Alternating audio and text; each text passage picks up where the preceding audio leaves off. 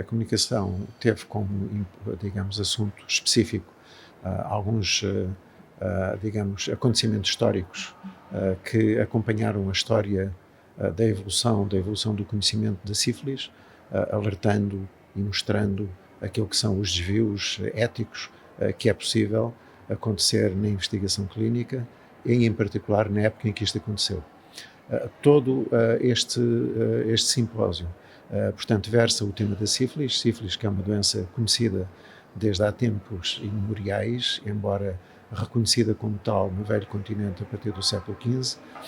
mas que teve um impacto social, e ainda hoje tem, mas teve um impacto social devastador no século XV e depois disso, com grandes franjas da população a ser afetadas por uma doença que afetava as pessoas no plano da imagem, no plano ético, no plano moral, no aspecto religioso e até no aspecto de estigma. E, portanto, era uma doença que se podia dizer que nenhuma família era indemne de ter estes casos. Cedo foi reconhecido o caráter de transmissão sexual e o caráter de transmissão, portanto, materno-infantil, circunstância que ainda agravou, digamos, a penalização e a estigmatização ética e moral sobre os indivíduos que padeciam desta doença e, portanto, era uma doença que, do ponto de vista médico, do ponto de vista social, do ponto de vista psicológico, do ponto de vista moral e tudo, condicionou a nossa história nos mais variados aspectos. A professora, portanto, que vai participar, a doutora Cristiana Bastos, é antropóloga, dedicou-se ao estudo da sífilis na perspectiva histórica e na perspectiva social de Lisboa no princípio do século XX. O Dr. Paulo Amarão falou sobre, portanto, a introdução da penicilinoterapia, portanto, em Portugal e das circunstâncias em que isso aconteceu. Até chegarmos à penicilinoterapia, temos séculos em que foram utilizados medicamentos e, digamos, abordagens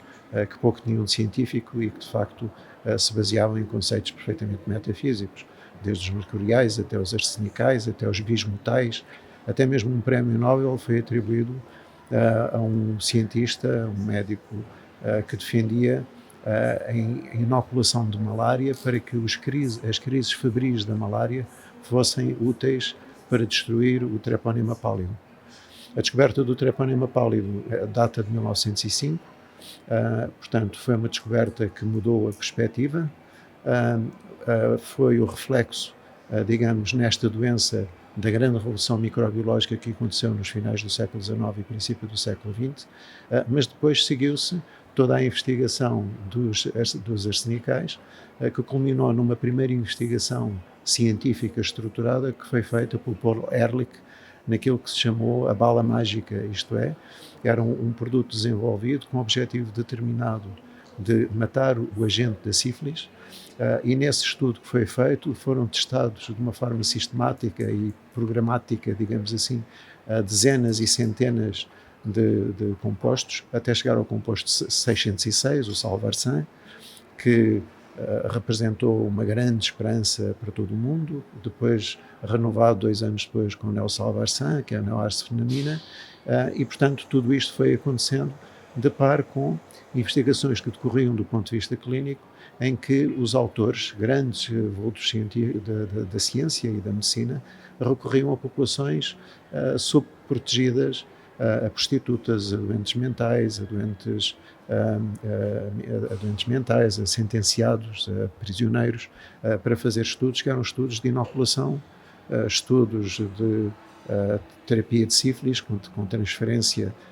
de soro de doentes sifilíticas para induzir um estado de imunidade para a sífilis, e muitas outras coisas foram feitas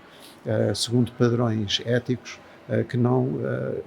respeitam nada daquilo que hoje é, digamos, padrão. E, portanto, irei falar de alguns exemplos. O exemplo do professor Neisser,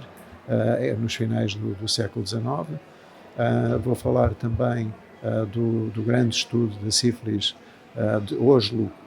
que durante cerca de 30 anos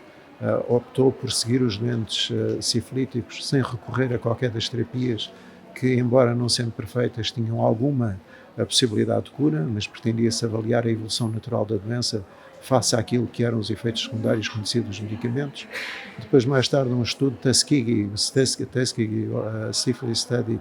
on the Male Negro, em que foram durante 40 anos seguidos uma população de doentes sifilíticos do Alabama, enganados quanto às motivações para fazer o estudo, mas que pretendia-se ver como é que era a evolução natural da doença. Extraordinariamente continuou este estudo nos mesmos moldes, enganando os doentes, dizendo que eles tinham bad blood, mas a penicilinoterapia foi introduzida em 1943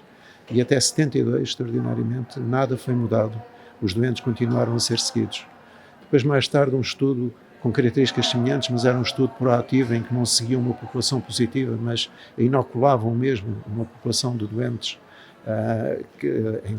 na Guatemala,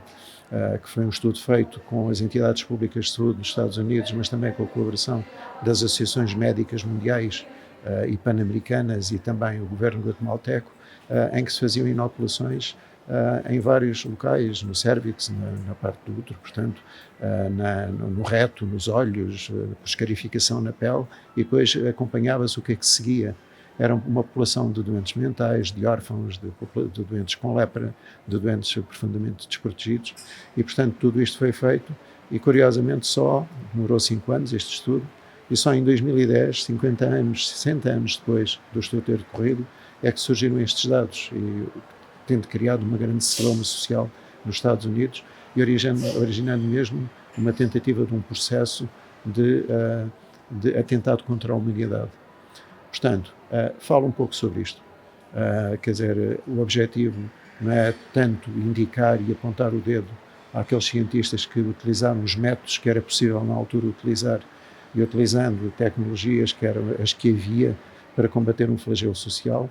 mas antes para apelar à sensibilidade e à humildade dos cientistas atuais e médicos atuais, para que, vendo isto e vendo o que se passou, compreendam que a nossa medicina hoje, a dermatologia hoje, não seria nunca sem estes contributos, mas ao mesmo tempo servindo de ponto de análise e de reflexão para no futuro haver uma preocupação ética em relação à condução de estudos, portanto, científicos. No fundo, dizer que se em nome das grandes populações e em nome de um flagelo social se sacrificaram pessoas e grupos populacionais reduzidos, mas para um bem comum, chamar a atenção que já Claude Bernard dizia que, de facto, o bem comum não pode servir para justificar um sofrimento infligido ao indivíduo individualmente considerado, porque ele detém todos os direitos de cidadania, direitos à liberdade e direitos à informação. E, portanto, no fundo, é esta reflexão ética que eu quero propor a propósito destes casos clínicos.